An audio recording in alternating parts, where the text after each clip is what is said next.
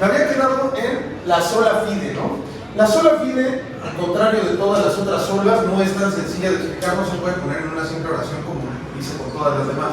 La sola fide va a destacar en particular nuestra relación con Cristo. Lo que va a señalar es que la fe es el único instrumento de salvación. Las obras, ya habíamos platicado, ¿no? ¿Las obras salvan o no salvan? No, las obras no salvan. Como que sí. No, las obras no salvan. Es la fe la que salva. Las obras solamente son útiles cuando se hacen con entrega y devoción. Es decir, somos capaces de realizar actos justos, no estrictamente. No estrictamente, ¿por qué? Porque son patéticos e insignificantes ante los ojos de Dios. Pero sí somos capaces de realizar actos justos que sean útiles para nuestros semejantes. Eso es de lo que se trata, lo que voy a explicar, ¿no? Entonces, lo que nos va a decir en la sola fide es que además la justificación se da en los hombres por la vida y muerte de Jesucristo. Es peligroso también sobredimensionar el trabajo de la fe en la salvación de Cristo. ¿Qué es lo que nos va a destacar en particular la sola fide, no? A ver, en la sola fide lo que vamos a ver es que la ley divina va a ser comparable a un compromiso espiritual, ¿no? Las acciones entonces van a tener que realizarse por convicción, no por obligación, digámoslo de esta manera. Ya me he platicado un poquito, según recuerdo la clase pasada, con respecto al final de la diferencia que estriba en torno a la ley secular y la ley divina, ¿no? ¿Cuál era su diferencia fundamental? Que una se toma más que nada por miedo. Bueno, es que me acuerdo yo que cuando hablábamos de la ley secular y la ley divina, Lutero abordaba esta cuestión de que las leyes, y aquí es donde entra también como este punto del secularismo, ¿no? De la libertad hasta ese punto religiosa, que muchas veces cuando tratamos leyes más que nada por coerción nos convertimos en enemigos de ellas. O sea, realmente no las aceptamos en nuestro corazón y eso lo que hace es que hasta las odiemos más y nos convirtamos aún más en enemigos. Y justamente la ley secular tenía algo que ver con que no se aceptaba más que nada por este miedo, ¿no? A este acto coercitivo, ¿no? Que impone. La coacción, ¿no? Ese terror a la coacción. Justo esa parte la hacía referente a cómo lo postulaba Hobbes, ¿no? Que era como más esta parte de tener que usar la fuerza para obligar a la voluntad de los hombres, ¿no? Pero que eso ya estaba sugerido también por el mismo Maquiavelo, ¿no? Y ya también lo habíamos visto un poquito con Aristóteles, esta situación. También una diferencia entre la ley divina y la ley secular eran principalmente los planos en los que se veía. Por ejemplo, la ley divina era únicamente en torno a la religión y era la establecida por Dios, y la ley secular era pues, la establecida por el hombre y a temas mortales. Por ejemplo, que en la ley secular creo que ahí entra también el tema del Estado, ¿no? Por ejemplo, es el Estado que la hace cumplir, mientras la ley divina no la hace cumplir Dios. O sea, Dios directamente no castiga, no aplica un poder positivo. Exacto, y la ley secular sí que concierne a los mortales. Claro, exactamente, que es precisamente lo que se viene a resaltar aquí, ¿no? Nos dice acá Lutero: cuando el hombre no encuentra nada dentro de sí que le pueda salvar, este es el momento en el que advierte la promesa y la oferta divina que dice: ¿quieres cumplir todos los mandamientos, verte libre de los pecados a tenor de lo exigido por la ley? Pues mira, cree en Cristo, en Él te ofrezco toda gracia, justificación, paz y libertad. Si crees, lo poseerás a base de la fe. Eso significa que la fe, compendio de la ley entera, justificará a quienes la posean, de forma que no necesitarán nada más para ser justos y salvos. La fe de corazón es la que justifica y salva, ¿no? Aquí, en particular, lo que encontramos son algunas situaciones esenciales, ¿no? A ver, sin espíritu hay pecado, ¿no? O sea, si no hay espíritu en el cumplimiento de la ley, entonces se cae en pecado y entonces no agradamos a Dios. Por otra parte, no debe existir entonces una sensación de obligación cuando se cumplimenta la ley. Las obras entonces las tienen que realizar en un espíritu absoluto y completamente altruista. Es decir, cumplir con las obras buenas no surge por decir, tienes que hacer esto porque de otra forma te vas al infierno. No, surge en decir, tengo que hacer esto porque esto es lo adecuado, esto es lo bueno, ¿no?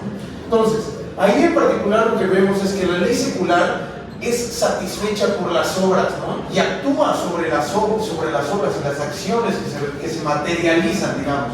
La ley divina, por otra parte, digamos que en términos más científicos, si se le quiere decir de esta manera, actúa sobre la parte del pensamiento, ¿no? O sea, es el pensamiento y la intención en el actuar, sobre todo, ¿no? Es, por ejemplo, como cuando me recordaba de Good Place, ¿no? Que nos plantea esta situación, ¿no? Que dice, bueno, lo que pasa es que Good Place es que ya están muertos, ¿no? Ya están muertos todos, ¿no? Entonces, lo que pasa es que tienen una mala puntuación y están en lo que vendríamos a comprender ahorita como el infierno, ¿no? Entonces, tienen, digamos, la oportunidad de acumular un poco más de puntos, pero la situación es que para ser salvos y digamos, estar en el paraíso, necesitan, digamos, acumular puntos a partir de la intención que tienen al elaborar esas buenas acciones, ¿no? Esa es más o menos la misma lógica que está persiguiendo el Lutero, ¿no?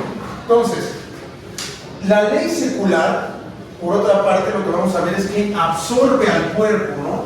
Yo les había platicado de esa situación, ¿no? O sea, la ley secular lo que hace es que hay una ley en la que se vive, ¿no? Esa es la ley secular. La ley secular no se alimenta de la fe como si lo hace la ley divina. Por eso la ley se vive, para la ley divina se vive. Uno vive para complacerla, mientras que para la ley secular se vive dentro de él, ilimitado por su campo de acción. Entonces, en esta situación lo que vamos a ver es que la ley secular lo que hace es arrastrar al sujeto a su delimitación específica, ¿no? Entonces, a partir de esto ahora sí ya tenemos los postulados básicos, teológicos de Lutero para poder ahora sí entrar en la parte que les interesa, que es la teorización política, ¿no? Lutero lo que hace es elaborar una teorización de los dos mundos, ¿no? Para esto se está enfocando, se está influenciando mucho a partir de San Agustín en las dos ciudades. Están persiguiendo, digamos, una lógica prácticamente idéntica. En este sentido, lo que nos va a decir, lo que nos va a ayudar esta teorización de los dos mundos es a elaborar una comprensión moderna del Estado, ¿no? Porque, a ver, para esta situación lo que tenemos que ver es en particular su obra, ¿no? Porque aquí lo que yo intento hacer es básicamente sistematizar toda la obra de Lutero y marginar algunas situaciones para que no resulte algo extremadamente contradictorio y sin sentido alguno, ¿no? Lo que va a suceder es que en 1521, a partir de la dieta de Worms, Lutero ya va a poner en tela de juicio la autoridad papal por completo, ¿no?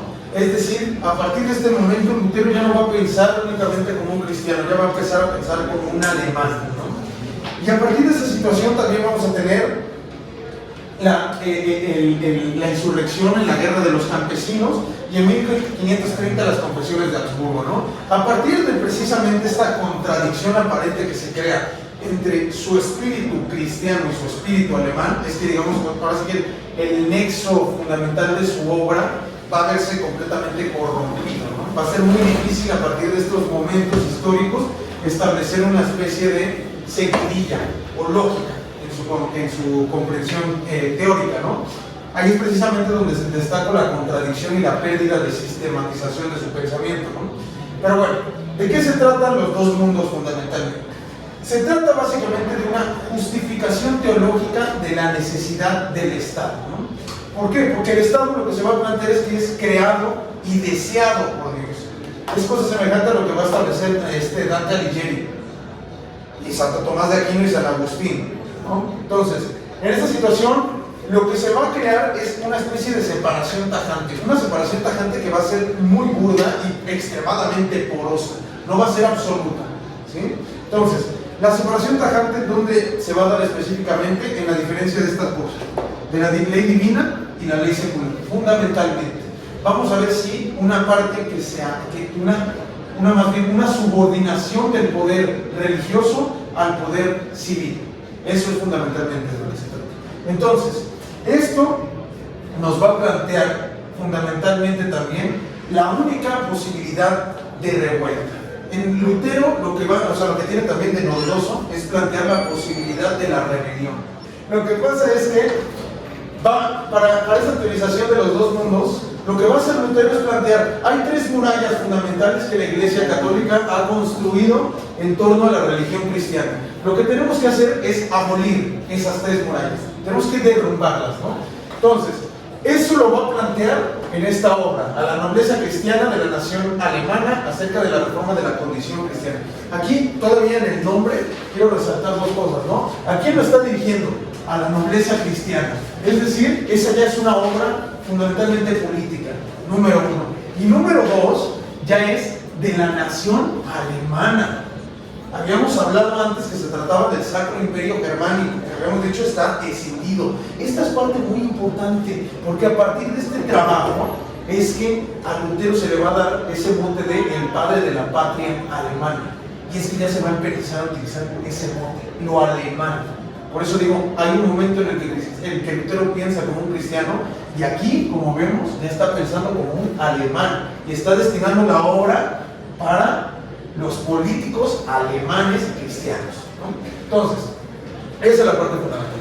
En estas tres murallas de lo que nos va a hablar es, número uno, ¿cuál es la primera muralla? Que el poder secular no tiene poder sobre Roma. Esa es la primera muralla. Entonces, aquí lo que presupone es que el poder espiritual tiene una supremacía sobre el poder secular. La segunda, que solamente el Papa puede interpretar la Escritura, ¿no? Si solamente el Papa puede interpretar la Escritura, entonces la idea del sacerdocio universal es prácticamente imposible. No se puede ni siquiera plantear o considerar.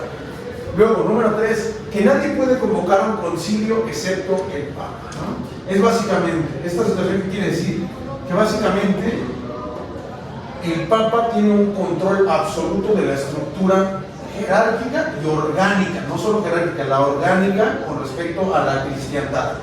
En este sentido, lo que nos va a plantear es una réplica.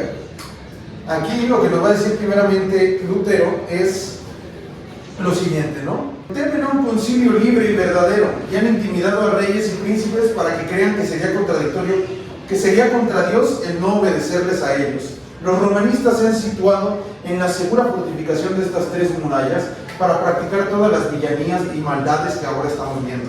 Es necesario derribar de un soplo, como se derribaron las murallas de Jericó, estas murallas de paja y papel, ¿no? Luego, a partir de esto nos va a decir, lo que sucede fundamentalmente, las réplicas a esta primera, es esto, ¿no? Número 1, los cristianos comparten el evangelio, fe y bautismo, ¿no? Esa es la idea del sacerdocio universal. Compartimos eso fundamentalmente, eso nos hace iguales en primera instancia, ¿no?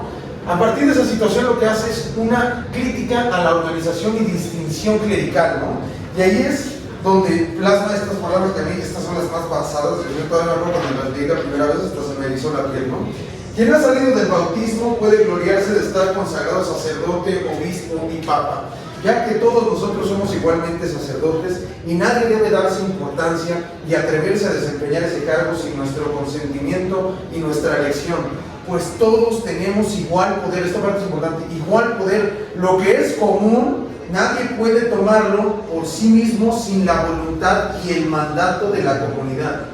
Eso es importante lo que nos está diciendo. Además, si un sacerdote es asesinado, se pone al país en entredicho. ¿Por qué no ocurre lo mismo cuando es asesinado un campesino? ¿De dónde proviene diferencia tan grande entre cristianos iguales? Pasadísimo. Entonces, a partir de esa situación, lo que vamos a ver es, ¿de qué se trata esta situación, no? ¿De dónde surge la legitimidad de la autoridad? Ya en esa cita, lo que nos está sugiriendo Lutero es que el poder se mantiene entonces por la comunidad. Pero hay un asunto importante, y es la introducción de la dimensión de la autoridad. Ya habíamos platicado un poquito de la autoridad, ¿no, Luis? En clase de Locke. Ya habíamos platicado sobre la autoridad. Fuerte. Sobre que tiene poder. A ver, va a preguntar, ¿ok? Para todos. ¿Toda persona con poder tiene autoridad? Tengo entendido que también la autoridad proviene también en cierto punto de una legitimidad, no sé si, por ejemplo, te legitiman de manera, por ejemplo, en un grupo, ¿no? Por ejemplo, en un equipo, puedes llegar a cierto poder si todas las personas de ese grupo te tienen cierta legitimidad como líder, ¿no? Entonces, por ejemplo, todos tus mandatos tienen cierta autoridad, cierto poder, porque está legitimado por los demás miembros del grupo, por así decirlo. Claro, ¿por qué? Porque la dimensión de la autoridad comprendida como un poder legítimo, esa es cosa importante, lo que presupone es un juicio de valor positivo acerca del poder. Puede ser emitido por el investigador, ¿no? O puede ser mencionado por el investigador como emitido por hombres comprometidos en la relación de autoridad, ¿no? Entonces, otra parte de esta otra dimensión de la autoridad es que se puede decir que en la autoridad la aceptación del poder como legítimo es lo que produce la actitud más o menos estable a través del tiempo a la obediencia incondicional a los mandatos o a las directivas que provienen de una determinada fuente. La disposición a la obediencia incondicional, a pesar de que puede ser durable, no es permanente. Lo que quiere decir es que la posición de autoridad tiene que ser constantemente reforzada. Tiene que haber un recordatorio, que sea repetido de vez en cuando, en el cual se le recuerda a aquellos sujetos obedientes que están, digamos, inmersos en esta dinámica de dominación, que la persona que detenta el poder tiene ciertas cualidades especiales para detentar ese poder, ¿no? ¿Sí se entiende? Vamos muy bien, ¿no? Entonces, esa es la parte primera, ¿no? Así es como vamos a derrumbar esa primera muralla. Luego, la segunda muralla, solo el Papa puede interpretar la Escritura. Eso ya lo teníamos perfectamente claro, como lo derribamos, ¿no? Todos somos sacerdotes, ¿no? La interpretación de la Biblia es libre e individual, ¿no? En este sentido también lo que me gusta es esta cita siguiente, ¿no? Nos dice, si todos somos sacerdotes, también tenemos el poder para apreciar y juzgar lo que es justo o injusto en la fe. Las Escrituras deben ser juzgadas libremente de acuerdo a nuestra fiel comprensión. Por ello, concluye Lutero, debemos juzgar libremente todo lo que ellos, se refiere a los papas, hacen o omiten según nuestra fiel comprensión de las Escrituras y obligarles a seguir el mejor entendimiento y no el suyo propio. O sea, con esto lo que hace es poner de cabeza a la Iglesia Católica. O sea, la pone patas arriba. Dice, a ver, en esta búsqueda de igualdad a través del sacerdocio universal, lo que hace es rebajar al Papa. Es un rebajamiento intelectual del Papa. Si tú no tienes una forma de comprensión completamente iluminada, que es ajena a todos los demás campesinos o los don nadie de la cristiandad, ¿no? Lo que sucede es que vuelve entonces a la Escritura una especie de ahora, ¿sí? O sea, la Biblia es un espacio, es un texto que está abierto a la interpretación y que todos podemos tener acceso a ella y que todos deberíamos discutir sobre ella. Esa es la situación que nos está marcando Lutero, y eso, a pesar de que está inspirado por pautas teológicas, es eminente y completamente político. Sí, pues de hecho la idea de que Lutero haya puesto su trabajo en la puerta de la iglesia, justo para generar esta discusión, porque lo que Lutero quiere es precisamente que esto se convierta en un tema de debate, que incluso, y eso ya lo había mencionado antes en las clases, era que se pudiera cuestionar al Papa, o sea, que las demás personas pudieran cuestionar al Papa, los creyentes. Claro, y eso es lo que nos plantea otra dinámica política, que es la feligresía contra los representantes, ¿no? Que son la autoridad institucionalizada. Esa es otra dinámica política que va a invertir. Luego, tercera muralla, la posibilidad del castigo al Papa por parte de los feligreses, que es lo que nos introduce acá, ¿no? A ver, ahí lo que nos dirá es lo siguiente: si el Papa actúa contra la Escritura, nosotros estamos obligados a defenderla y a castigar al Papa y corregirlo según la palabra de Cristo. Existe una obligación en todos los miembros de la comunidad cristiana de preocuparse por los demás y de denunciar lo que un hermano hace mal. Como el Papa es dañino para la cristiandad, los miembros fieles del cuerpo deben hacer algo para que se celebre un concilio auténtico, libre, y nadie mejor que la espada secular para hacerlo. Cosa mayúscula la que nos está diciendo aquí, ¿no? Número 1, los cristianos tienen derecho a corregir al Papa. Cosa brutal, ¿no?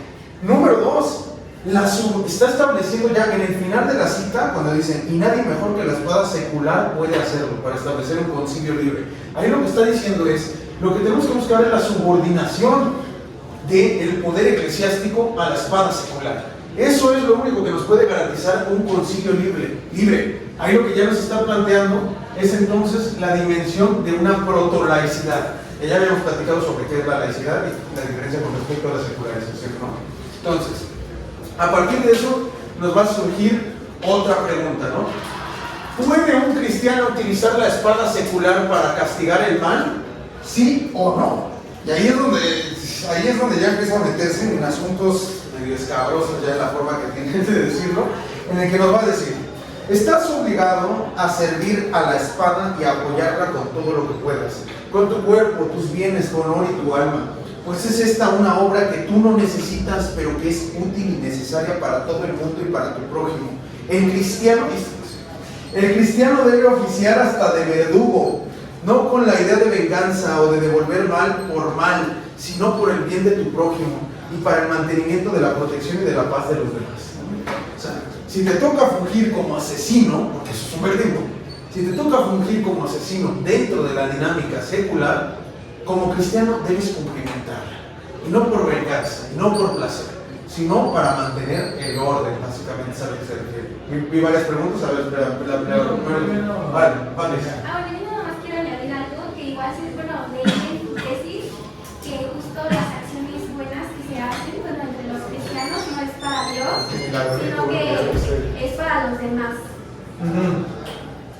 Efectivamente, ¿no? ¿Ah? O sea, lo que estoy viendo aquí es que la diferenciación primordial proviene desde la ley divina y la ley secular, la cual la esencia misma de esto es la moral, de cómo conducimos realmente nuestros actos, dependiendo las intenciones verdaderas. Asimismo, como lo decían en los diálogos de Platón, que fuera por el bien común, aquí también hace referencia al bien común. Claro. Estas tres murallas, donde se marca la subsunción de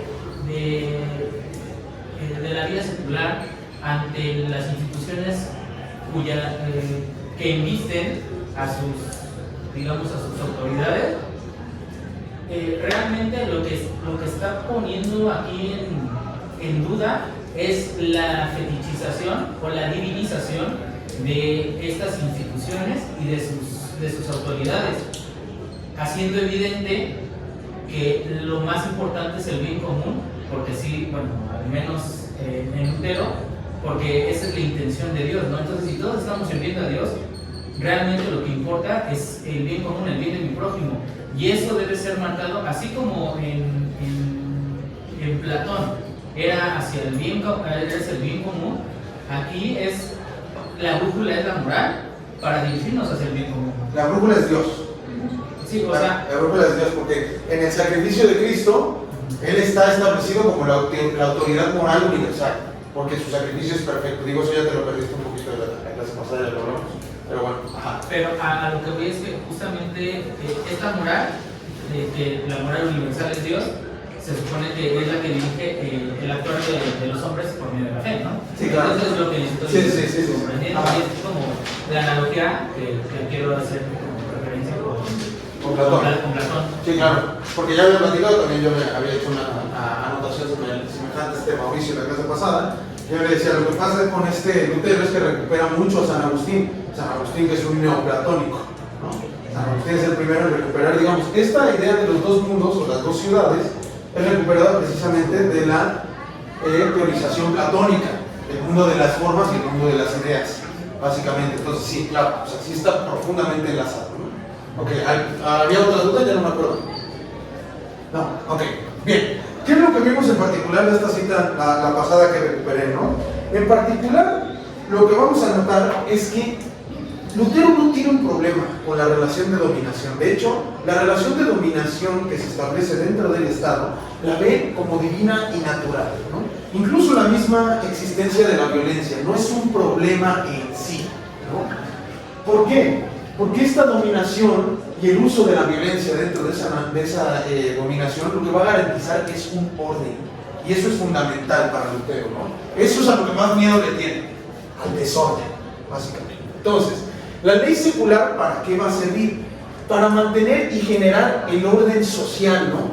Lo que hace es establecer a la ley secular como una ley que es legítima y necesaria para la cristiandad, ¿no? ¿Por qué? Porque eso es lo que va a generar entonces una especie de dependencia del creyente con respecto a su comunidad. Y ahí entonces lo que hago es recuperar un acuerdo tripartito. O sea, para poder entender esto hay que comprender al cristiano como sujeto, como agente, que es parte de un acuerdo tripartito, ¿no? Esto yo lo recupero a partir de la teorización de un padre católico que se llama Betancourt, ¿no? Lo que nos dice básicamente es que existe un acuerdo tripartito entre Dios, el cristiano y la comunidad, ¿no? Todo lo que, o sea, digamos, ya habíamos planteado con la cita de Lutero que el cristiano fundamentalmente no necesita obedecer a la ley secular, ¿no? ¿Por qué? Porque la ley divina es perfecta, entonces, digamos, en este sentido la ley secular, menor en perfección, no tiene por qué ser obedecida en sentido estricto, ¿no? Pero lo que nos plantea este acuerdo tripartito es que tanto Dios como la comunidad y el cristiano en su individualidad comparten un destino común y metas semejantes. ¿Cuál se imaginan que será esa situación? ¿Cuál será ese destino en común y esas metas semejantes? El cielo, alcanzar la gracia de Dios. Bueno, esa es una situación con respecto a las metas. Ajá, ¿qué más? No, creo que tiene que ver un poco con el orden, porque decía que no puede existir una sin la otra, ¿no? O sea, que por ejemplo, la ley secular lo que hace es como esta parte de mantener el miedo para que el libre albedrío no se conviertan en criminales, no rompan la ley divina y que la ley divina sirve para hacer un contrapeso. Entonces, que las dos sirven como para tener un estado de convivencia perfecto, ¿no? Exactamente, de armonía. Esa es la palabra mágica, de armonía, ¿no? La armonía es únicamente posibilitada por la obediencia y la estabilidad, que esa es la parte importante. Esos son las metas semejantes: tener estabilidad, tener orden, tener armonía. Vaya, eso lo que significa es un compromiso con la justicia de la comunidad misma, ¿no? Entonces, ¿para qué sirve el orden secular? La función material del orden secular debe castigar o actuar donde la culpa lo merezca o la necesidad lo exija, sin tomar en consideración a los papas, a los obispos, a los sacerdotes, por mucho que amenacen o excomulguen. El poder secular, que es la parte importante, está ordenado por Dios para castigar a los malos y proteger a los buenos. Hay que dejarle desempeñar su cargo libremente, sin impedimentos, en todo el cuerpo de la cristiandad, sin tomar en consideración a las personas, sean estas el Papa, los obispos o sacerdotes, y quien sea culpable, que lo sufra, ¿no? Entonces, cuestión elemental esto, ¿no? ¿Para qué sirve el orden secular? Fundamentalmente tiene una función correctiva, fundamentalmente, que fue instaurada por poder divino, ¿no? Entonces, a partir de esto cabe la posibilidad de preguntarnos, ¿no? Y si todos fuéramos cristianos, ¿habría necesidad entonces de un orden secular? ¿Sí o no? No habría. ¿Por qué? Pues porque hay unidad, ¿no? Hay unidad en todo.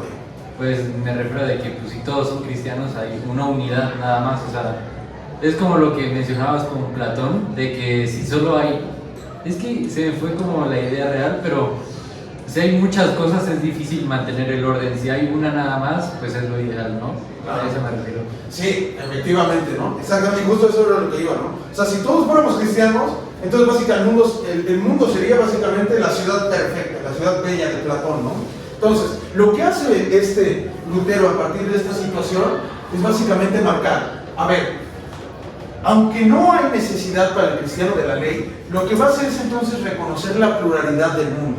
Reconoce que existe una diversidad de personas con una variedad de creencias. Por ende, es necesario establecer un gobierno de la ley secular, ¿no? El otro mundo, entonces, este mundo secular existe para gobernar a los falsos cristianos y a los no cristianos. Porque acuérdense, con Lutero no solamente se trata de ser cristiano, se trata de ser un auténtico cristiano, que es cosa todavía distinta. ¿Qué quiere decir ser un auténtico cristiano? Cumplir la ley con devoción y con fe. No todos los cristianos hacen eso, ¿no? Ahí vemos a las señoras en las iglesias, ahí viendo a la gente muriéndose de hambre y dice, no, mejor doy el diezmo. Entonces, esa situación. Entonces, a partir de eso nos va a decir, el gobierno secular está implantado en forma de una ley, ¿no? Pero esa ley, digamos, se va a ver representada en la espada. ¿Para qué sirve la espada? Digamos, es como la figura de la justicia, ¿no? ¿Para qué sirve la espada? ¿Qué es lo que simboliza la espada? Para dar castigo al que no hace justicia, ¿no? Pero ¿cómo castiga? A través de la fuerza, ¿no? Exactamente, la fuerza. Es violencia, ¿no? Fundamentalmente, ¿no? Entonces, esta situación lo que hace es establecer para el gobierno secular la cosa semejante que yo me imagino, ya todos leyeron a Weber, ¿no? Sobre el monopolio de la fuerza, del uso de la fuerza, ¿no? De la violencia, perdón. ¿No? ¿Nadie lo no. Bueno, o sea, el Estado legítimo, o sea, la violencia solo la puede tener el Estado porque es el único ente que tiene el poder legítimo que le otorga a la comunidad o que se le va asignando dependiendo de la construcción del mismo Estado. Así es. Pero es la posibilidad del uso con éxito de la violencia, ¿no? No es su medio favorito del Estado, pero sí es el único, es el indispensable. El Estado siempre va a tratar de resolver los conflictos de una forma que no implique el uso de la violencia. Pero si llega la situación, pues sí, se puede. Entonces, la situación ahí es esa, ¿no? Ahí entonces lo que nos va a mencionar Lutero es lo siguiente, ¿no? Porque es que tenemos que obedecer a el poder secular, ¿no? Nos dice, la razón es simple, el verdadero cristiano vive y sirve a su prójimo, hace por su espíritu algo que él no necesita, pero que es necesario y útil a su prójimo. Y como la espada es de una necesaria utilidad a todo el mundo para mantener la paz, castigar los pecados y resistir a los malos, el cristiano se somete gustosamente al gobierno de la espada, paga impuestos, respeta la autoridad, sirve, ayuda y hace todo aquello que favorece a la autoridad, que favorece, ¿no? Ahí es palabra mágica, que favorece la autoridad. La dinámica de Lutero en este apartado en específico, a lo que está favoreciendo es al poder instituido y legitimado, no tanto a la relación tripartita que se mantiene. Pero lo que evidentemente nos está sugiriendo implícitamente es esta misma situación. Luego, siguiente parte. ¿Cuáles son los dos mundos? Fundamentalmente dos. Número uno, el espiritual. ¿Qué es lo que hace el mundo espiritual? Crear hombres piadosos. ¿Por qué? Porque está inspirado en la ley divina. Número uno.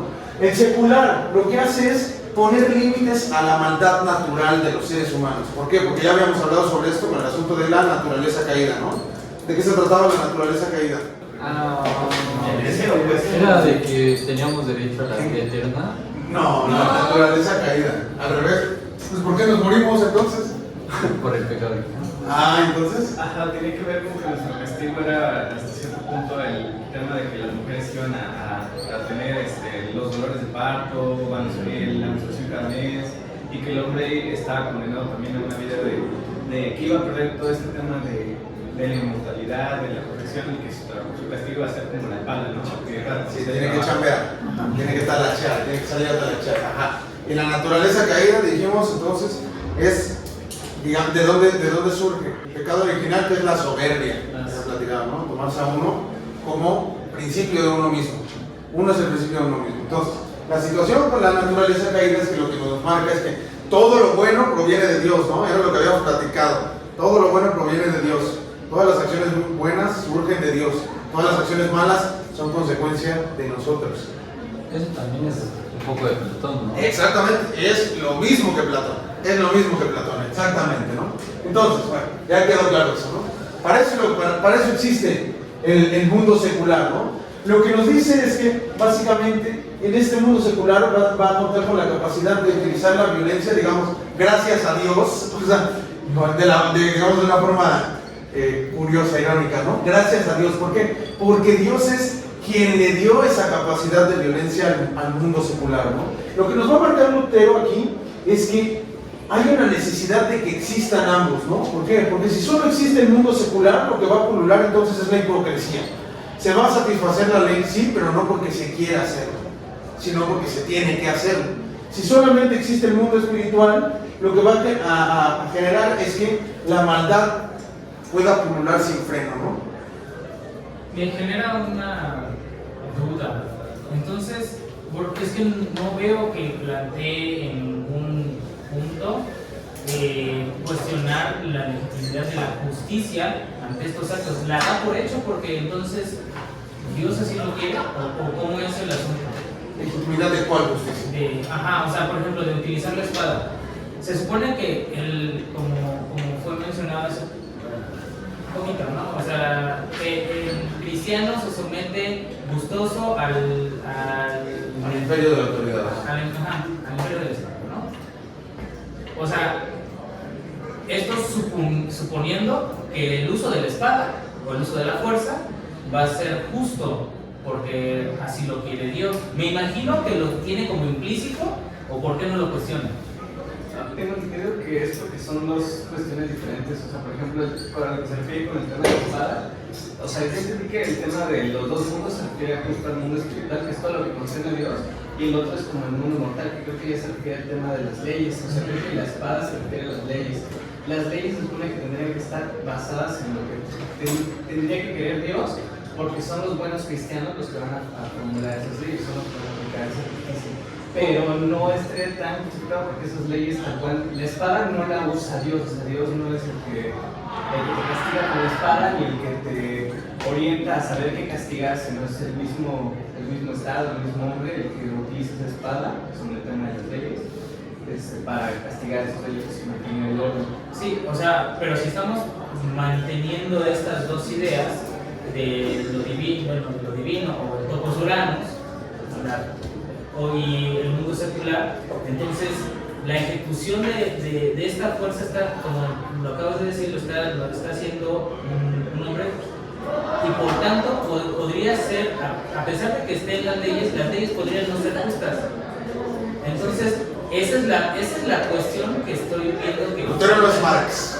Lutero no es Marx. Lutero no es Marx. Pero sí habla sobre eso. Nada más que llego a eso al final de la clase, más o menos. Es en la parte de las conclusiones, que es cuando llegamos a eso. Resumen sencillo: si te gobierna un tirano, es tu culpa, por pecador. Resumen sencillo. Pero ahorita llego a eso, ¿no? Entonces, en esta parte, después lo que nos va a decir, ¿no? ¿Por qué el auténtico cristiano obedece a la autoridad secular, ¿no? Esto ya lo planteé en primera instancia. Lo que hace el cristiano entonces es que, a pesar de que no necesita la ley secular, va a reconocer a la autoridad, a pesar de que esa autoridad viva en pecado, ¿no? Entonces, digámoslo, aquí lo que hace el cristiano es ponerse básicamente frente al espejo y reconoce en esa otra persona a una posibilidad de otro yo, a la posibilidad de alguien más que pueda ser salvo. Esa es la situación. Porque lo que habíamos visto con Lutero es que la fe, que la fe no condena al falto de ella, sino que es una posibilidad de salvación. Entonces, lo que hace es que el cristiano va a obedecer a la autoridad secular, porque en toda aquella acción en la que pueda auxiliar a su semejante la va a tomar como un principio de justicia, ¿no? Eso quiere decir que básicamente los dos principios de justicia que rigen al pensamiento teológico luterano es el altruismo y el sacrificio. Esos son los dos principios fundamentales, ¿no? Entonces, pero evidentemente hay un límite al poder secular, es decir, eso es lo que nos plantean, hasta dónde, sobre los príncipes, ¿cómo se llama este libro? Sobre los príncipes alemanes, sobre la autoridad secular y hasta dónde se le debe obediencia, perdón, se llama. Entonces, ahí lo que nos va a decir es lo siguiente: pero mayor locura es decir que los reyes, los príncipes y la gente deben creer de una manera determinada, ya que en los asuntos que afectan a la salvación de las almas no debe enseñarse ni aceptarse nada que no sea la palabra de Dios. Ahí está sobre la escritura, ¿no? Creer o no creer depende de la conciencia de cada uno, y con ello no se causa ningún daño al poder secular, que debe permitir que se crea de esta o de aquella manera, como cada uno quiera y pueda, sin obligar a nadie, ya que nadie puede ser obligado a creer, ¿no?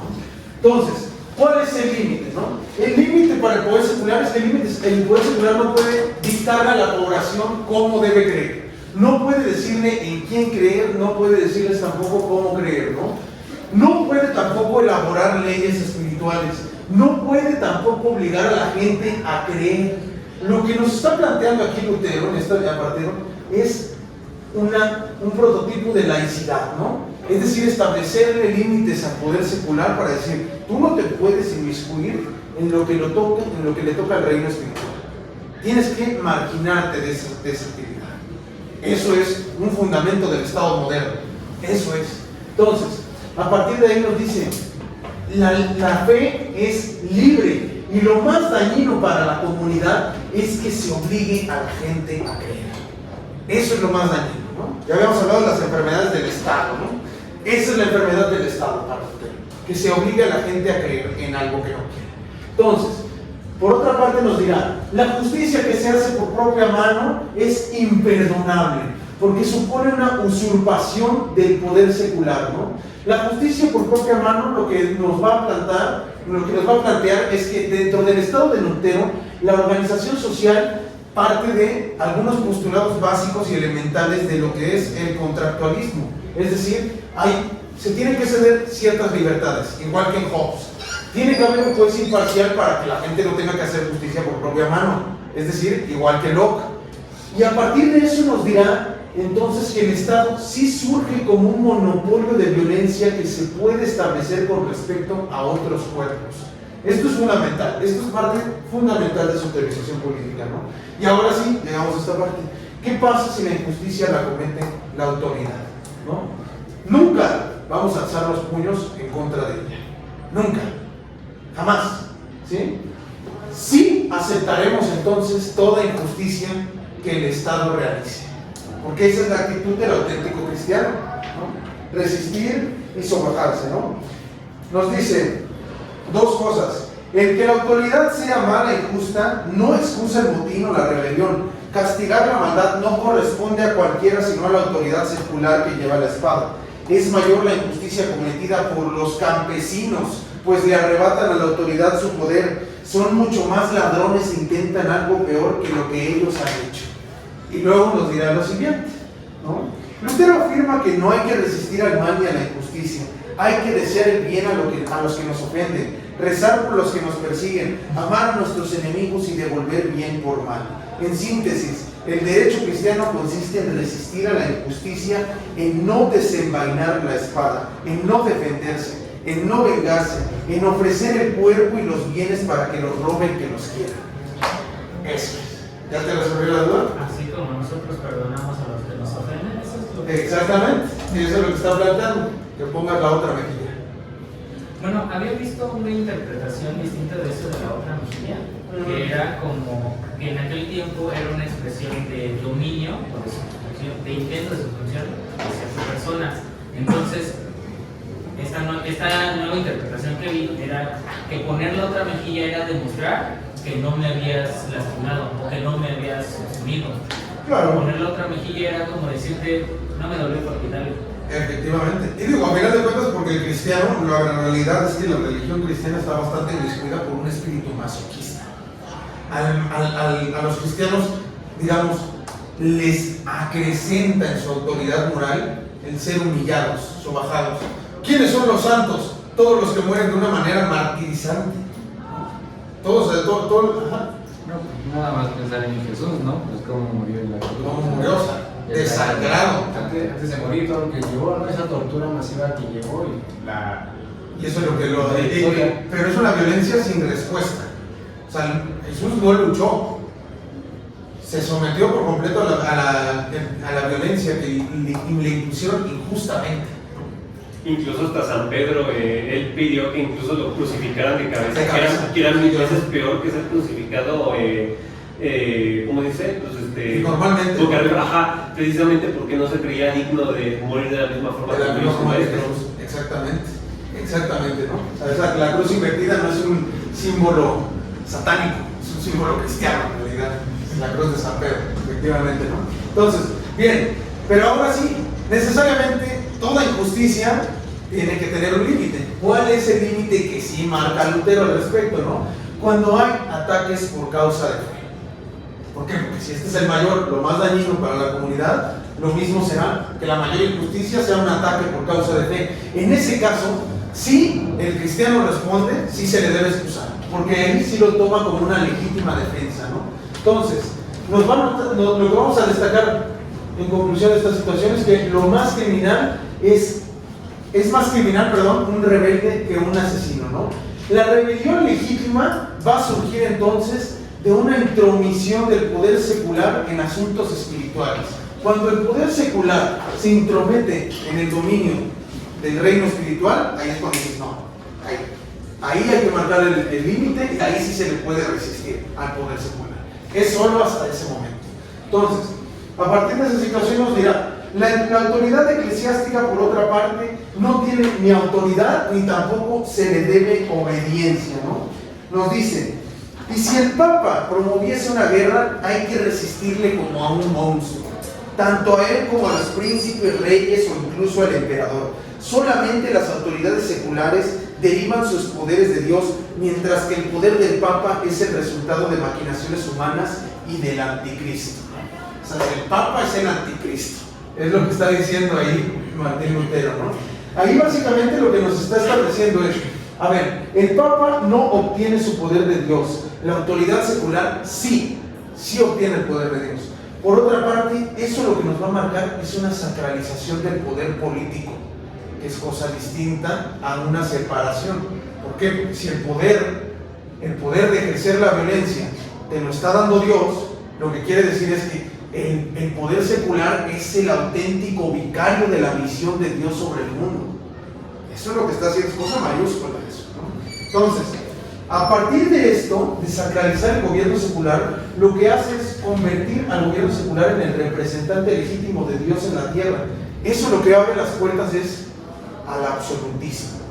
¿Por qué? Porque son los reyes, los monarcas quienes tienen la capacidad de dar ese poder. Así es entonces que se establecen las bases de un Estado monárquico moderno. Eso es lo que, o sea, digamos, Lutero cuando dice todas estas cosas, no le pasa ni por la cabeza. No le pasa ni por la cabeza llegar a establecer toda esta serie de consecuencias políticas. Él lo que hace es defenderse de Roma. Pero lo que está haciendo ahí es transformar por completo al mundo occidental para siempre, ¿no? Entonces, otra parte interesante de esto es cuando nos dice, ¿es posible entonces establecer una guerra santa? No, es imposible. Es imposible hacer guerra santa. Ahí lo dijo, ¿no? Y si el Papa promoviese una guerra, hay que resistirle como a un monstruo, tanto a él como a los príncipes reyes o incluso al emperador. No hay posibilidad entonces de establecer una situación de una guerra santa. Porque la fe tiene que ser libre, ¿no? Entonces, bien. Para él no podría existir una legitimidad en un estado de decepción. ¿De qué? Que se pudiera establecer un tirano, entonces. No, sí, claro que puede establecerse un tirano. No, a ver, ¿un tirano o un dictador? ¿A qué te estás refiriendo? No, al dictador, sí, justo. El dictador no puede establecerse porque ni siquiera ve con buenos ojos la democracia. La democracia para Lutero es el gobierno de la chusma. Literalmente así lo dice, así lo escribe. La democracia es el gobierno de la chusma. Así lo dice exactamente, ¿no? Entonces, por otra parte, también va a identificar al oficio de la guerra como divino y necesario. Esta parte es brutal, ¿eh? Aquí es cuando se nota el apartado conservador de Lutero, ¿no? Nos dice, el cristiano puede perfectamente dedicarse al oficio de la guerra y se atreve a asegurar que cuando la guerra es utilizada para frenar la maldad, es la mano de Dios la que ahorca, tortura en la rueda, decapita, estrangula y guerrea, ¿no? Entonces, después de esto lo que nos va a destacar entonces es al Estado como una organización eminentemente violenta. Pero ahí es donde entra otra parte. Además, puede ser que sea amorosa. Cosa curiosa, ¿no? Nos va a decir, a ver, ¿qué es lo que sucede? Los cristianos siempre son movidos por el amor, ¿no? Este orden social van a ser impulsados a sostenerlo a través de la reforma y la mejora constante. Se ve entonces al orden social como un bien humano, ¿no? El impulso luterano que hace con respecto a esta organización política es precisamente para resaltar un apartado de agradecimiento y de apoyo al orden secular. Se trata básicamente de darle la espalda al papado, ¿no? Al poder religioso institucionalizado para dárselo entonces al poder político institucionalizado. El proyecto luterano, ¿de dónde surge? De la pretensión de salvar almas, ¿no? Y a partir de esta pretensión de salvar almas es que se da la transformación de las estructuras de poder necesariamente, ¿no? Lo que hace es romper con la Iglesia católica y eso se va a establecer precisamente a partir de 1519 y la disputa de Leipzig, que es cuando precisamente Lutero se enfrenta a Johann Stetzer y dice, no, la doctrina husiana, que era el asunto que primeramente ya les había hablado, que creo que solamente estaba mirando y Emiliano, pero ahora los dos están en el teléfono, entonces no me están haciendo ni caso. Entonces, lo que sucede con respecto a eso es que básicamente en la revuelta husiana, 100 años antes de la existencia de Lutero, ya se habían llevado a cabo todos estos planteamientos prácticamente idénticos, todos ellos, pero el contexto histórico en el que se desarrolló Jan Hus no era el apropiado para esta situación. 100 años después, a Jan Hus lo queman en la hoguera, ¿no? Jan Hus en la hoguera, en los últimos minutos, sus últimas palabras fueron: en 100 años vendrá otro igual que yo a terminar lo que yo empecé. Y 100 años después apareció Martín Lutero como maleficio de Jan Hus, ¿no? En la disputa de Leipzig, lo que hace Lutero es decir, esta doctrina husiana, que fue etiquetada como herética, no merece serlo de esta manera. Y ahí entonces lo que le cuestiona a Johann Stetzel es: entonces lo que estás diciendo es que el Papa se equivocó. ¿Y eso es lo que estoy diciendo? Eso es lo que estoy diciendo. Ahí es cuando se genera Esa sí no la habíamos... el rompimiento. A partir de la disputa de Leipzig, Básicamente la pregunta fundamental que va a surgir es: ¿de quién es la autoridad última? ¿De la Biblia o del Papa? Lo que ya vimos es que es de la Biblia, no del Papa, ¿no? Pero por otra parte surge entonces otra pregunta más: ¿quién tiene la autoridad de juzgar la ley? ¿La Biblia o el Papa últimamente, no? Entonces, de ahí nos va a decir lo siguiente: el papel del juez es sopesar las acciones de una persona, dictar una pena o librarla de ella, pero además es quien tiene la última palabra sobre la interpretación de lo que está escrito. Este papel de último juez de la ley es relevante debido a que va de la mano de la idea sobre el sacerdocio universal, que en pocas palabras significa la eliminación de la verdad absoluta del Papa, la introducción de la libertad de pensamiento, de expresión y la libertad de culto. No se debe olvidar que para Lutero, el Papa debía dejarse guiar por los feligreses hacia un mejor entendimiento de la Escritura, y no que su juicio siguiera siendo el predominante en la comunidad religiosa, aunque después Lutero terminara por identificarlo como el anticristo y como un personaje dañino para la cristiandad, ¿no? Entonces, aquí lo que tenemos que hacer es entender a la autoridad desde su sinergia con la legitimidad, que es lo que ya nos había dicho Eduardo, ¿no? Entonces, se trata de una relación de poder establecido e institucionalizado en que los súbditos prestan obediencia incondicional. Es decir, o sea, aquí lo pongo muy sencillo, ¿no? Se trata la autoridad de cuando ve, acata la voluntad de manera irrestricta, la voluntad de A, ¿no? Y ese B va a tener una valorización positiva con respecto al poder que detenta A. De lo que se trata es que B acata la voluntad de A de manera irrestricta, ni siquiera la va a cuestionar, simplemente va a asumir que lo que quiere A, él tiene que ser satisfecho por B, ¿sí? En esa misma dinámica, lo que quiere sugerir es que B hace una valorización positiva del poder que detenta A, precisamente para poder obedecerlo de manera irrestricta, sin cuestionamientos. Si no lo ve con buenos ojos, es imposible que lo obedezca, ¿no? De manera sencilla. Entonces, ahí nos va a decir Lutero, ¿cuál es la fuente del mandato? Es Dios y la Escritura. Eso es. Esa fuente de mandato la va a tener el Estado, no el papado, no Roma. La tiene el Estado. Entonces es distinta a la Iglesia, ¿no? Entonces, ¿de qué se trata la Iglesia? Fundamentalmente del pensamiento luterano. La Iglesia se trata de una organización humana, ¿no? Que es distinta entonces, aquí me faltó una línea, a la máxima autoridad establecida, ¿no? Entonces, lo que sucede ahí es que básicamente la Iglesia funge entonces como una suerte de organización exterior al territorio que sujeta a su voluntad la soberanía del imperio, ¿no? Lo que está pretendiendo entonces Lutero con sus postulados es que, digamos, es que el Sacro Imperio Germánico deje de ser un Sacro Imperio Germánico y se convierta en Alemania, es decir, en postulados básicos del Estado moderno, ¿sí? Es decir, aquello que habíamos visto con Maquiavelo. Uno de los apartados específicos del Estado en Maquiavelo es que sea soberano, políticamente autodeterminado. Eso es lo que quiere decir. Entonces, eso es lo que nos está marcando Lutero. ¿Por qué tengo que rebajar y marginar a la Iglesia? Para posibilitar una soberanía del imperio. Para eso es que lo estoy haciendo. ¿Sí se entiende? ¿No? Hasta aquí. Entonces, ¿es posible el ideal de justicia luterano? Pues tenemos varios problemas, ¿no? Con respecto a eso. ¿Por qué? Porque la justicia divina absoluta lo que comprende es la universalidad de un cristianismo auténtico, ¿no? ¿Qué quiere decir que sea auténtico? Que el cumplimiento de la ley sea con fe. Digamos entonces, ¿es posible este ideal de justicia luterano absoluto? Pues no, por supuesto que no, está muy complicado, ¿no? Pero ¿por qué obedecemos entonces a la autoridad? ¿Por qué tendríamos que obedecer a esta autoridad institucionalizada, ¿no? Número uno, lo que vamos a notar en particular es que lo hacemos por temor, pero también lo hacemos por amor. ¿Cómo puede ser esto? El temor lo vamos a ver porque, digamos, la autoridad en Lutero es sinónimo de miedo, de castigo y de represión fundamentalmente, ¿no? Aquí nos va a decir lo siguiente. ¿Cómo? Pero si liberas del odio. Pero, sí, de hecho sí.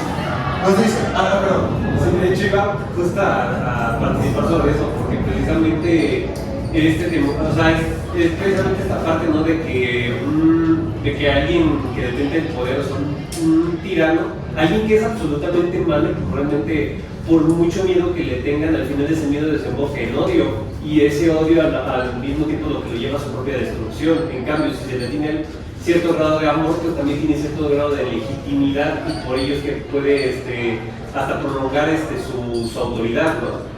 Claro, por supuesto, no, lo tienes clarísimo. Y es también parte de lo que dice Maquiavelo, ¿no? En la cita que recuperaba Javi ahí, que dije que era la más complicada. Entonces, lo que sucede aquí es que nos va a decir, Lutero afirma que el reino del mundo terrenal es un reino de la ira y de la severidad, cuyo instrumento es la espada, un signo de la cólera, de la severidad y del castigo. Quien confunda estos dos reinos, como hacen los campesinos, colocaría la ira en el reino de Dios y la misericordia en el reino del mundo, lo cual sería situar al demonio en el cielo y a Dios en el infierno, ¿no? Entonces, lo que sucede en particular a partir de esto es, digamos, obedecemos por temor, ¿no? Porque la lógica de ejercer justicia, retributivamente hablando, inmiscuye también la lógica de la violencia. Pero también obedecemos por amor, sobre todo en cuanto a la Escritura y a Dios, ¿no? ¿Por qué? Porque ese gobierno secular es deseado e instaurado por Dios. Entonces, necesariamente, si amamos a Dios, tenemos que amar también al gobierno secular, ¿no? Entonces, nos va a decir lo siguiente, ¿no? El cristiano vive en dos reinos y en ambos debe servir a Dios, aunque de diversas maneras. Esa es la misma lógica que persigue San Agustín en las dos ciudades, ¿no? De ahí entonces tendría que surgir la siguiente situación, que esto me costó un montón de trabajo definirlo, ¿no? A ver, porque lo que pasa con Lutero es que Lutero, en todo su trabajo, no es muy adepto a dar definiciones, ¿no? O sea, prácticamente todas las definiciones que ven ahí, prácticamente las hice yo todas. Entonces, la situación aquí es que, ¿qué es lo que voy a comprender como justicia pasiva, no? La justicia pasiva surge de aquellos que están y se saben justificados ante Dios. Se trata de una forma de justicia innata, y lo que va a dimensionar es básicamente el actuar con fe. Si se le quiere entender de alguna manera en la comprensión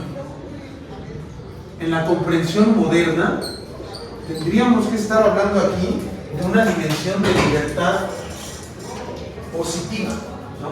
El ser capaz de autogobernarnos a nosotros mismos. La justicia activa, por otra parte, necesita del accionar humano, ¿no? Y se debe a un compromiso que se tiene con respecto al mundo terrenal y con respecto a la comunidad. La justicia activa sí es ordenada por Dios al mismo tiempo que esa acción humana, ¿no? Lo que nos va a marcar esa justicia activa es una suerte de amistad cívica que se establece con respecto a la población, ¿no? Esta justicia activa, ¿para qué nos sirve? Para prevenir la maldad, ¿no? Eso lo que posibilita es la creación de una ética cristiana reformada. ¿Para qué obedezco? Pues para proteger el vínculo con los demás. Básicamente de eso se trata, ¿no? Entonces ahí nada más tenía la última partecita con respecto a esta cita, ¿no? El creyente no tiene necesidad alguna de respetar las leyes seculares, pero aún así las obedece para proteger su vínculo con los demás. El luteranismo brega por un reconocimiento de la pluralidad, y esta solo puede ser protegida desde una ley y un gobierno fuera del control clerical. La propia pluralidad fundante del protestantismo como cisma del catolicismo y el sacerdocio universal acarrean consigo la necesidad de condiciones democráticas mínimas con el objetivo de garantizar el respeto a su propia disidencia. Lo interesante es que esto se da desde el aspecto histórico material, pero también puede ser percibido a plenitud en las bases filosóficas del pensamiento luterano. De hecho, siento que eso de obedecer por un compromiso con la comunidad, y que me recuerda mucho también a lo que se ve en el segundo ensayo sobre la sociedad civil, sobre el tema de abandonar el estado de naturaleza por el pasar del estado de naturaleza a un estado. No. Es que en el segundo ensayo de gobierno civil es una escalinata. O sea, y no se puede ir atrás. No es como en Hobbes. En Hobbes sí se puede pasar constantemente del estado de naturaleza al estado de guerra. Y constantemente están yendo y viniendo hasta que se establece un solo poder. En Locke lo que sucede es que en el estado de naturaleza todo es perfecto, sensacional, espectacular. En algún momento, debido a las formas en las cuales se ejerce la propiedad, que rebasa y se genera la desigualdad económica particularmente a partir de la invención de la moneda, es que entonces se pasa a un estado de guerra. Y de ese estado de guerra, para proteger la vida, la propiedad y la libertad, lo que se hace es establecer un orden civil, al estado civil. ¿Sí? Ajá, a eso es a lo que te referías, ¿no? Ajá, sí, que justamente, o sea, se abandona todo eso, bueno, el tema del libertinaje individual por un compromiso colectivo, ¿no? En el que ya estableciendo la sociedad civil. Claro, por supuesto, digamos. O sea, en esta lógica, lo que sigue Lutero a partir de la lógica de la justicia activa, en este sentido, o sea, Lutero no tiene todavía esta dimensión de libertad negativa que sí desarrolla Locke.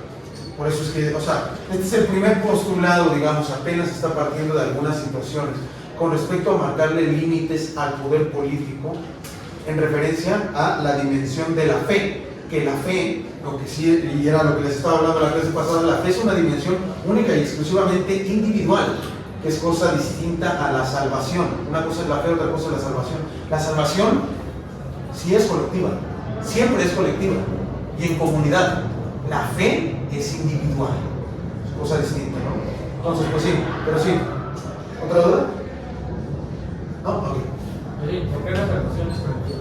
¿Por qué la salvación es colectiva? Porque requiere compromiso con la comunidad, es el acuerdo tripartito del que hablamos, ¿no? O sea, precisamente por esa situación. No me puedo salvar a mí mismo, ¿sí? Necesito del auxilio divino. Y el auxilio divino, en la norma, en la ley divina, lo que me va a instaurar es un acuerdo con mi comunidad. Y en el luteranismo en particular, lo que se va a ver es el reconocimiento de esa pluralidad que compone a la comunidad. Y en decir, ok, si existen todos estos que no son auténticos cristianos como yo pudiera ser, entonces tengo que convivir con ellos. ¿Cómo voy a lograr esa convivencia? A través de la ley secular, del gobierno secular.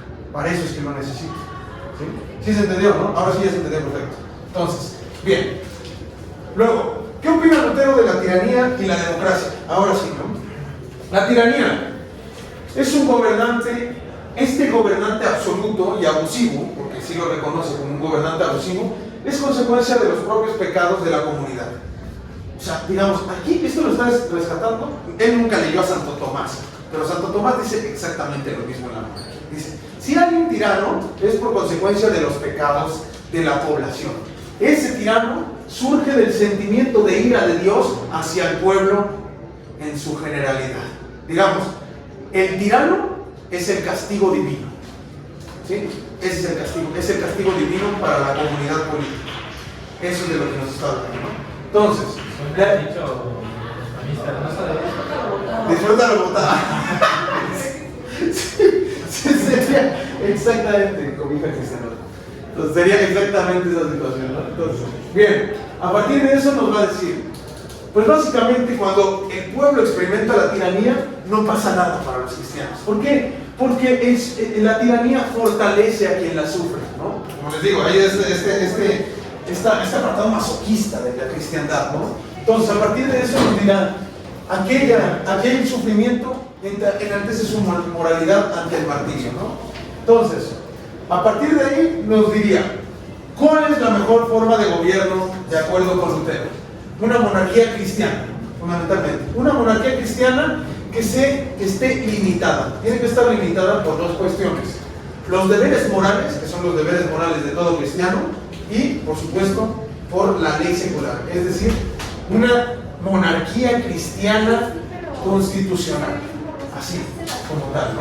Entonces, en los dos mundos no se trata entonces de una visión en la cual la religión se opone al Estado, ¿no? Lo que sucede es que ambos mundos son expresión del amor divino. Por tanto, se dirá que el cristiano posee una suerte de doble ciudadanía, ¿no? Pertenece tanto al mundo, o sea, el auténtico cristiano, ¿no? Pertenece tanto al mundo de Dios como al mundo terrenal, ¿no? Por ende, lo que sucede aquí es que esa doble ciudadanía no está jerarquizada, ¿no? No es que se deba preferir una a la otra. Digamos, en última instancia, si llega a determinado momento, por supuesto, lo que tiene que preferir cristianos es el reino del espiritual, ¿no? Pero, en primera instancia, no. Lo que sí sucede con respecto a esa ciudadanía espiritual es que es exclusiva, ¿no? Es exclusiva, ¿por qué? Porque a diferencia de la ciudadanía secular, que es esa ciudadanía del reino de los cielos solamente le puede pertenecer a aquel auténtico cristiano, que son muy pocos, ¿no? Entonces, después de esto nos dirán, la teoría política luterana, ¿en qué consiste, no? El Estado sí tiene la capacidad de inmiscuirse en los asuntos de la Iglesia. Habíamos dicho, pero fíjate, aquí parece la contradicción, y por eso les digo, es tan complejo esta situación, tengo que hacer una discriminación de los textos. O sea, ¿por qué? Porque lo que nos dice Lutero es, ok, en determinado momento el Estado sí tiene derecho a inmiscuirse en los asuntos de la Iglesia, pero ¿para qué se imaginan que pueda hacer esa cuestión? ¿Cuándo podríamos romper con la única posibilidad de revuelta en contra del Estado que anteriormente habíamos establecido? Los bienes que pueden perjudicar a la comunidad. No.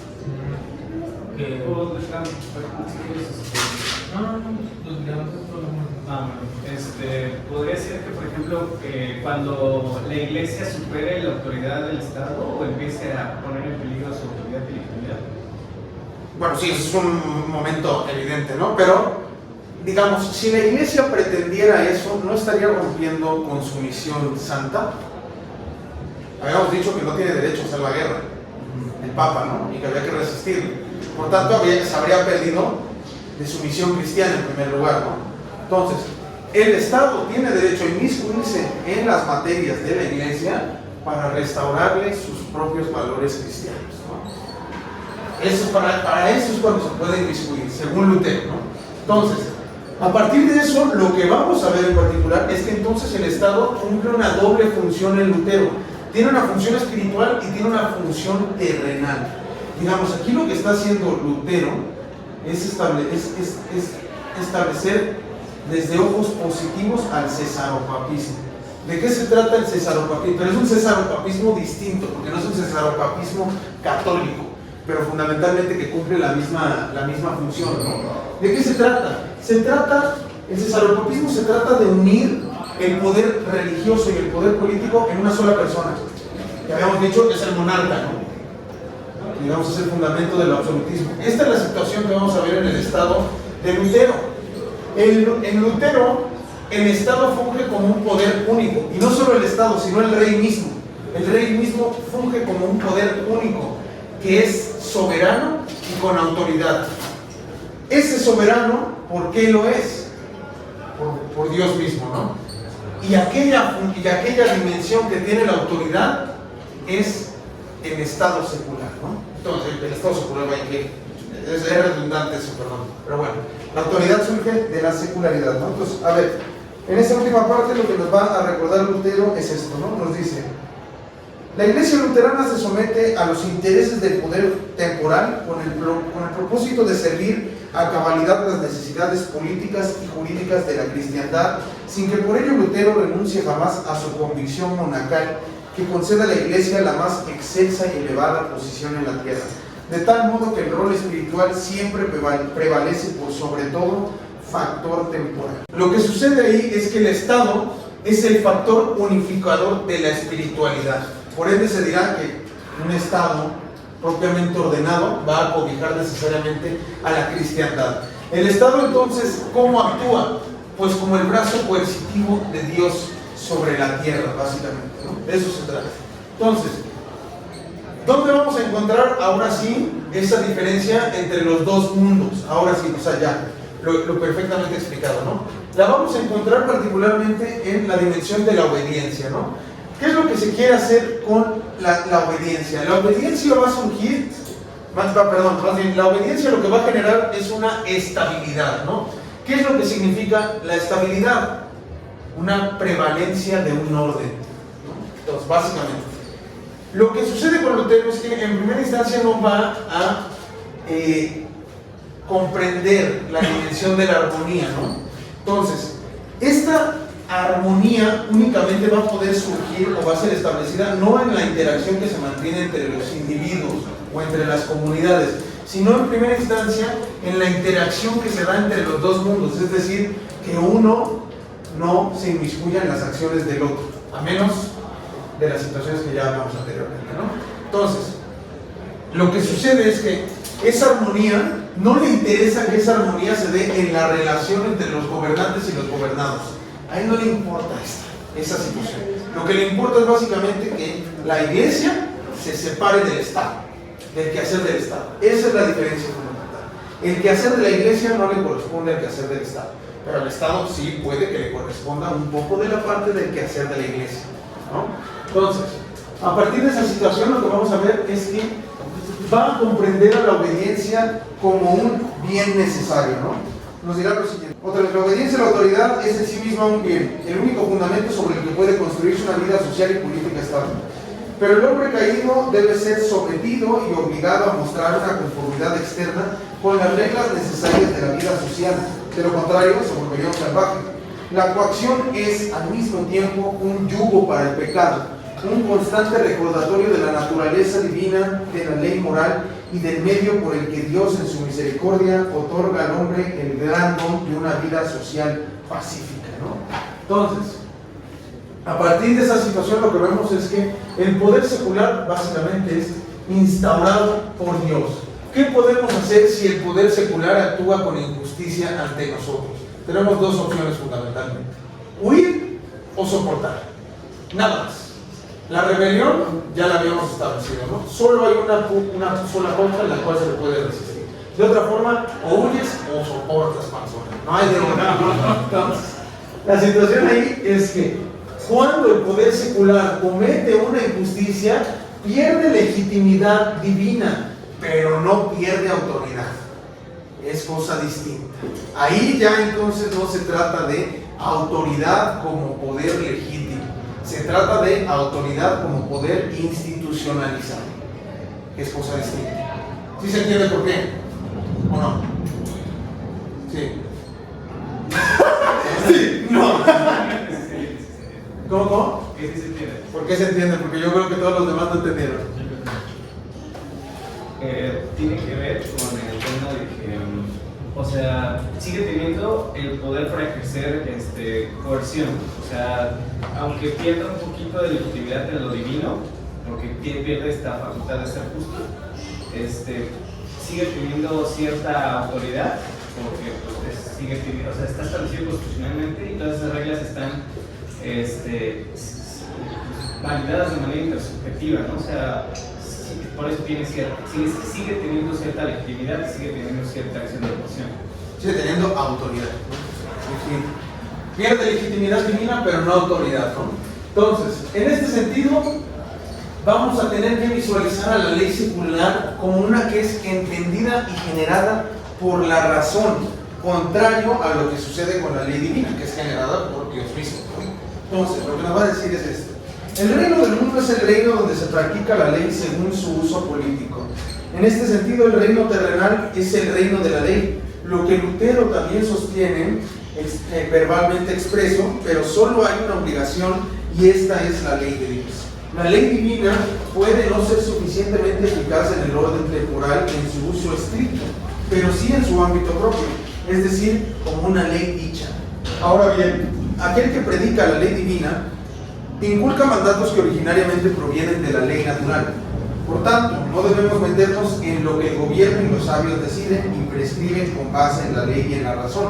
Aquí Cristo no está actuando, es lo que dice ya especialmente Lutero, como jurista o gobernador, fijando o prescribiendo sus regulaciones para la conducta externa, ¿no? Ahí son los hombres quienes actúan, bueno, la humanidad es la que está actuando, no Dios. Entonces, la diferencia entre los dos mundos estriba particularmente en esta situación de la ley y el amor, ¿no? En el reino espiritual, digamos, lo que persiste es un amor que debe respetarse, ¿no? Y en el reino secular hay otro amor que debe castigar. Entonces, esa es la situación. Un amor que castiga y un amor que se respeta. Esas son las diferencias que se mantienen con respecto a esos dos mundos, ¿no? Lo que sucede es que ellos dos van a mantenerse unidos por la lex caritatis. ¿Qué es la lex caritatis? La ley del amor. Cuando surja un momento en el que la ley divina se opone o entra en contradicción con la ley secular, la lex caritatis, la ley del amor, es la que debe prevalecer por encima de todas ellas. Ley, o sea, un amor que tiene que surgir hacia Dios y hacia los hombres, y hacia las personas, ¿no? Entonces, esa es la situación. Cuando entren en contradicción, lo que debemos preferir es el amor, básicamente. Entonces, a partir de esto, el reino secular se va a ver caracterizado por un amor que es violento, ¿no? Si es un amor violento, digamos, te pego porque te quiero. Ya básicamente es lo que está diciendo. Te puedo pegar porque quiero mantener ese orden. Es básicamente lo que está refiriendo. Pues técnicamente también es como un sistema familiar, ¿no? Como un papá y sus hijos. Paternal te refieres, ¿no? Ajá. Ok, sí, a eso, paternal. Okay. Ajá, sí. Ok, sí. Un poquito va por ahí la idea, ¿no? Precisamente porque ese amor mantiene, ese amor violento lo que hace es mantener el orden y así se cumple la voluntad divina. Es el mosaico de la institución, o sea, de la coerción que, bueno, ya decías, de la coerción que ejerce. Bueno, de alguna u otra forma pensaba en Gramsci, Okay. cuando dice acerca de la sociedad civil, ¿no? Acerca de la conformación justo de estas instituciones y la base del Estado moderno, porque de alguna manera pues implica bueno, yo lo notaba así como el paralelismo que entendemos o que tiende en el Estado, la forma en la cual pues se administra de alguna forma la presión, la violencia. Sí, claro, ¿no? Efectivamente, o sea, porque en este sentido, digamos, como les decía, ¿no? Aunque no es el medio favorito del Estado, sí es un medio único, a pesar de todo, la violencia. Entonces, ¿para qué sirve este amor violento o este reino secular? Para justificar la coacción, ¿no? Que es a lo que creo que sí te refieres, ¿no? O sea, para justificar la coacción, básicamente, ¿no? Entonces, lo que nos va a decir por otra parte es que este amor en el reino secular se va a ver impreso en las obras cotidianas y los deberes cristianos, ¿no? El orden es querido y deseado por Dios, ese orden secular, ¿no? Entonces, por tanto, es menester que se siga de su palabra. Lo ideal es que esté influenciado por la ley divina. Entonces, ¿qué sucede si hay disputas entre ambas? Es lo que les platicaba, ¿no? Debe prevalecer la lex caritatis. De aquí nos dirá, ¿no? Hay una imposibilidad de soberbia en la lex caritatis. ¿Por qué? Porque esta ley acarrea consigo exigencias aplastadoras sobre la vida del cristiano. Pues este no puede amarse más a sí mismo que a Dios. O sea, por eso es la imposibilidad de la soberbia. O sea, la soberbia es tomarse a uno mismo como principio. Si me tomo a mí mismo como principio, estaría negando que Dios me creó y que su voluntad es la que tiene que hacerse. ¿Sí se entiende, no? Entonces, por ende, la lex caritatis se confronta con los pecados de la soberbia y el orgullo. El temor a Dios impide que uno le escape a cualquier forma de poder personal y al final la gente es incapaz de confiar en sí misma. Entonces, la lex caritatis funge como una destrucción de la capacidad agencial del creyente, si la entendemos de esta manera. Porque el cristiano entonces es un sujeto completamente condicionado y abstraído por el amor de Dios, sea en la iglesia, sea en el Estado o dentro de sí mismo. No puede escapar al amor de Dios por más violento que pueda llegar a ser. Entonces, en esta situación lo que vamos a ver es que particularmente el amor de la fe va a establecer una suerte de justicia comunitaria, ¿no? Esa justicia comunitaria va a partir de una búsqueda del bien divino, ¿no? Que es distinta a la justificación del sujeto ante Dios. O sea, esta búsqueda del bien divino no será por obtener mi justificación y por verme bien ante Dios, sino por establecer una comunidad que sea útil para Dios mismo, en su completud. Es un poco como la idea del nacionalismo, o sea, de que proteger a la patria y hacer lo mejor para el país y eso, o sea, es como una idea relacionada. Bueno, si hablamos de la cristiandad entera como una nación, sí. Si habláramos de la cristiandad entera como una nación, sí. Pero en este sentido es más universal en este primer momento. Cuando hablamos de la fe, es el apartado de Lutero que habla como cristiano. Y por tanto lo que busca es la salvación de la humanidad entera, ¿no? No solo de los alemanes. Pues suena más como al fundamento del Tao, del Lao Tse. ¿Qué parte? No he leído mucho del Tao, la verdad. Se supone que el Tao es como no sé si decir una fuerza universal o el universo en sí al que pertenecemos todos. Entonces, no cabe espacio para tu individualidad, para tu ego, mientras tú seas parte del todo. Entonces, el todo solo se sigue a sí mismo. Ah, pues sí. Sí, digo, sí, como Dios es todo, pues sí, la lógica misma es esto, ¿no? Nada más que evidentemente, no por realizar esas buenas acciones como por tu comunidad vas a ser salvo. Vas a ser salvo por la fe, no por las acciones que realizas. Las acciones buenas las vas a realizar porque crees. Porque crees que hacerlas es genuinamente lo mejor que puedes hacer, ¿no?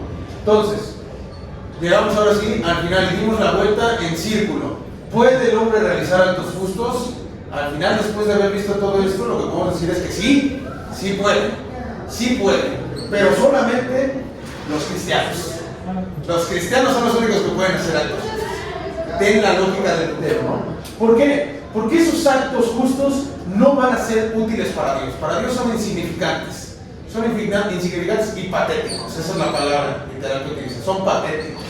Pero sí son útiles para nuestros semejantes, ¿no? Lo que establece esto es que la justicia es posible entre y para la comunidad. O sea, la justicia secular no le sirve a nada a Dios. Es insignificante y patética. Pero sí nos sirve a nosotros en nuestra vida en comunidad. El sostén de esta situación es tanto el amor que se tiene por nosotros, el prójimo, el amor al prójimo, y el amor que se tiene a Dios. Por eso es básicamente que queremos seguir en ese mismo ordenamiento, ¿no? Entonces, llegamos al final. ¿Qué es la justicia para Martín Lutero, no? Entonces, aquí lo que vamos a ver es que la justicia para Lutero es la prevalencia del orden establecido por voluntad divina para posibilitar la vida en comunidad. Este orden es instaurado por la ley natural, revelado a través de la ley divina y puede o no ser preservado por la ley secular. Esa es mi definición, esa la hice yo. Entonces, esa no lo dice Lutero, esa la hice yo. Esa es la cuestión, ¿no? Entonces, lo que sucede es que todo buen cristiano debe soportar la injusticia a como dé lugar, incluso si es realizada por parte del gobierno secular, pero nunca debe provocarla. Lo justo para todos es lo que prevalece ante todas las cosas, y aquello sería ni más ni menos que la ley natural y la ley divina, dualidad organizadora de la sociedad y del mundo mismo, ¿no? Entonces, ¿qué es lo que está partiendo aquí, no? Ahí es donde yo les pongo la fórmula de la justicia de Lutero, ¿no? La justicia es una obediencia irrestricta que garantiza una estabilidad, y una estabilidad que a sí misma garantiza un orden, ¿no?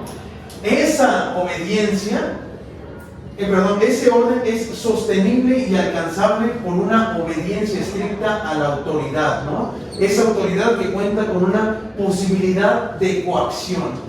La estabilidad, por otra parte, lo que hace es afianzar el orden que es deseado por Dios. Entonces, esa estabilidad a sí misma se compone de obediencia, ¿no? Como les dije. ¿Qué es lo que tenemos que obedecer? La ley natural, la ley divina y la ley secular. Pero todo esto, ¿de qué se trata la ley natural? La ley natural es una serie de normas que ordenan al mundo como es. Responde al qué de las cosas, no al cómo, quién o por qué. Esta ley nos permite saber que hay un Dios creador en el mundo conocido, pero no nos ilustra sobre cómo adorarle o de quién se trata. Digamos, es una serie de normas a priori, son universales, ¿no? En íntima relación con la ley divina, que estructuran a la realidad material y espiritual en torno a un razonamiento divino. Es decir, básicamente, el mundo fue creado por Dios. El mundo, así como lo percibimos, lo vemos, lo comprendemos, es creado por Dios. La ley natural para lo que nos sirve es para comprender qué es lo que estamos viviendo. Así, en términos muy sencillos, ¿no? Esta ley natural, al menos en esta situación, en la situación que yo rescato, no es innata en el hombre como tal, sino que es una norma externa y objetiva aplicada por Dios, descubrible al menos en parte por el uso de la razón. Esto es de Santo Tomás. El descubrimiento de esa norma requiere de una profunda reflexión teológica sobre las condiciones que rodean al hombre. Esta ley natural es idéntica en última instancia a la ley divina. Para los reformadores no hay más que una ley que es una e inmutable, es decir, la divina, ¿no? Que es revelada por el Evangelio. A final de cuentas, lo que tenemos que comprender de la ley natural es que brota de la ley divina. La primera busca conducir a la comprensión de la última. La ley natural entonces es absoluta y para todos los hombres. Todos tenemos la capacidad de conocerla al mismo tiempo que es obligatoria para todos los seres humanos. Nos dice Lutero: la regla verdadera y eterna de justicia presentada a los hombres de todas las naciones y todos los tiempos, que regirían sus vidas de conformidad con la voluntad de Dios. Pues aunque los gentiles no recibieron la ley escrita de Moisés, sin embargo sí recibieron la ley espiritual impresa en todos, judíos y gentiles, que es obligatoria para todos, ¿no? El pecado surge como consecuencia del deseo del hombre por controlar la ley de la naturaleza para que no contradiga sus deseos. Este pecado no sería más que el esfuerzo del hombre por controlar los designios de Dios. La ley divina surge entonces como un medio para controlar ese deseo del ser humano. Es la norma moral que posibilita la vida en comunidad junto con la ley natural. Tenía que ser ese apartado muy largo, ¿no? Entonces, obedeciendo a esa ley natural, obedeciendo a esa ley divina y a esa ley secular, es que podemos conducir y construir una estabilidad para el Estado. Esa ley natural y ley divina lo que hacen es plasmar la supremacía del poder divino, y es importante que sean plasmadas en este orden específico, porque de otra forma no se corresponde con la creación del mundo entero, ¿no? Entonces, lo que sucede en particular, a diferencia de estas dos, es que la ley secular es producto de la razón y no de la fe. La obediencia a la ley natural en Lutero, a diferencia de Santo Tomás, sí es innata. ¿Por qué? Porque se encuentra presente en toda la realidad cognoscible. No podemos ir en contra de esto que experimentamos, básicamente. La obediencia a la ley divina es por fe, que se encuentra en la Escritura y en un amor libre a esa misma Escritura. Y la obediencia a la ley secular se da por medio de la violencia, ¿no? Así es como llegamos entonces a concluir toda esta situación. ¿Qué es lo importante y lo último que deberían ustedes rescatar de Lutero para sus vidas enteras?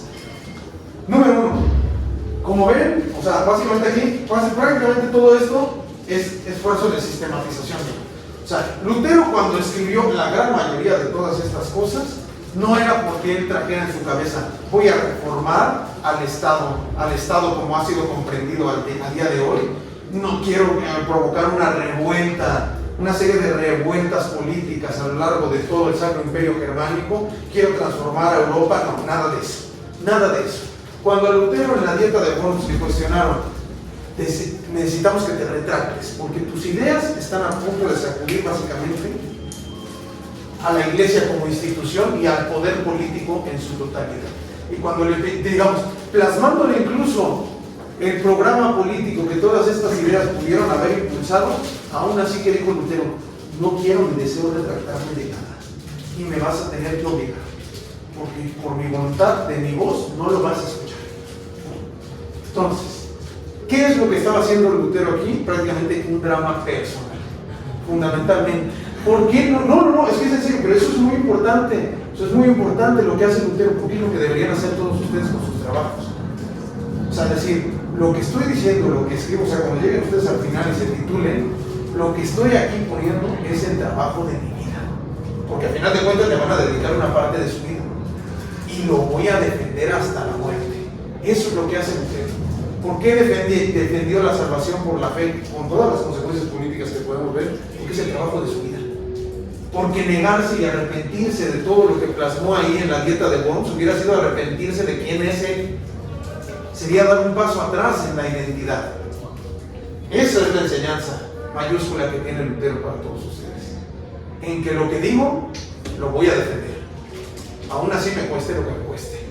Porque por razón o por intelección divina, tengo los argumentos para sostenerlo. Esa es la situación con Lutero. Un drama personal, ¿sí? Que llegó a transformar Europa en su totalidad. Y la religión cristiana, pues ni se diga. Nunca volvió a ser